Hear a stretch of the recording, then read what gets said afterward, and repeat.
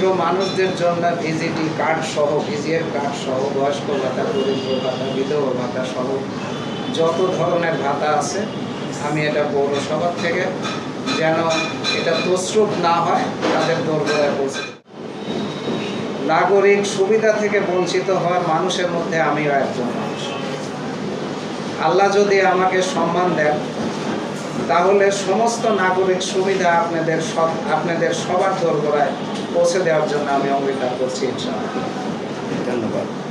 আল্লাহ যদি আমাকে নির্বাচিত করেন তাহলে সাধারণ মানুষের এই নাগরিক সুবিধা থেকে যারা বঞ্চিত তাদের যতগুলো নাগরিক প্রবলেম আছে এই পৌরসভার থেকে যে সমস্যাগুলো হয় পৌরসভাতে, যেমন পাবনাতে একটু বৃষ্টি হলেই জলাবদ্ধতার সৃষ্টি হয়, মানুষজন ঘর থেকে বেরোতে পারে না, রাস্তায় বেরোতে পারে না।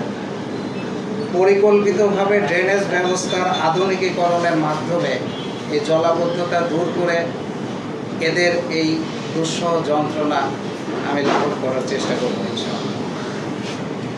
পৌরসভাতে আরও যে মশার উৎপাদন হয়, এই মশার অত্যাচারে অতিষ্ঠ হয়ে গেছে মানুষ। এই মশার কামড়ে বিভিন্ন রকম রোগ, বিশেষ করে ডেঙ্গু জ্বর থেকে শুরু করে বিভিন্ন রকম জ্বর হয়। এই মশা নিধনকরণের জন্য যতগুলো ব্যবস্থা আছে সেই ব্যবস্থাগুলো পৌরসভা থেকে ইনশাআল্লাহ সেটা নেব। তারপরে রাস্তাগুলোর যে খারাপ বেহাল অবস্থা, সেই রাস্তাগুলোর শ্রেণীভিত্তিকভাবে রাস্তা নির্মাণকে অগ্রাধিকার দেবে। যেসব অঞ্চলে মানুষ রাস্তার কারণে বের হতে পারে না সেসব অঞ্চলে মানুষের ওখানে সামাজিক লোকজনের সাথে বসে তাদের দোরগোড়ায় যেন রাস্তা পৌঁছে যায় সেই চেষ্টা করবো ইনশাআল্লাহ।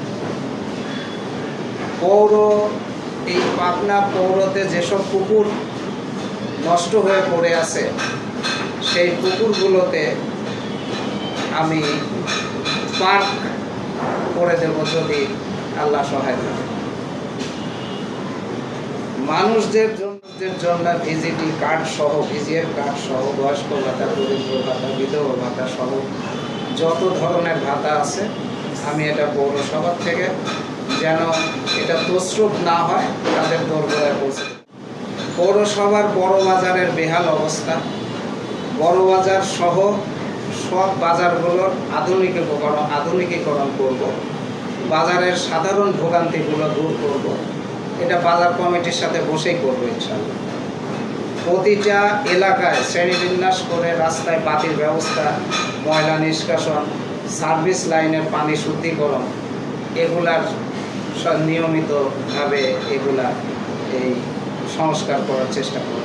একটি প্রশ্ন, পাবনা পৌরসভার রাস্তাগুলোর যে বেহাল অবস্থা, একজন প্রসূতি নারীকে যদি সদর হাসপাতালে নিয়ে যাওয়ার ব্যবস্থা করা হয়, ওই মহিলাকে আমার নিজের চোখে দেখা রাস্তাতে ডেলিভারি হওয়ার উপক্রম হয়ে যায় বা হয়ে গেছে।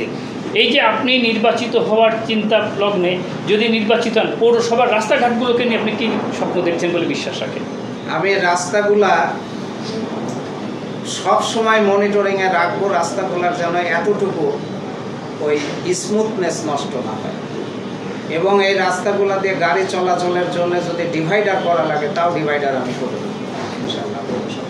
শহরের ড্রেনেজ ব্যবস্থা এমনই ভঙ্গুর হয়ে পড়ছে যে একটু বৃষ্টি নামলে, আপনি এর আগে বলেছেন আমার শহরের কাউন্টারে কিন্তু ইসামতি নদী, আমরা যদি এই পানির ব্যবস্থাটাকে যদি ইসামতি নদীর সঙ্গে প্রবাহিত করতে পারি তাহলে কিন্তু শহরের জলাবদ্ধতা অতি সহজে কমে যাবে।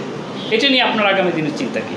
এটা আগামী দিনে আমার যে চিন্তা ভাবনা, পৌরসভার ভিতরে যে ইঞ্জিনিয়ারিং ফার্মগুলো আছে সরকারি বেসরকারি, সেই সব ইঞ্জিনিয়ারদের নিয়ে, আমাদের পৌরসভার ইঞ্জিনিয়ারকে নিয়ে পরিকল্পনা মাফিক ইসামতিতে যেন এই ড্রেনের পানিগুলা নিষ্কাশন হয় সেই ব্যবস্থা করব।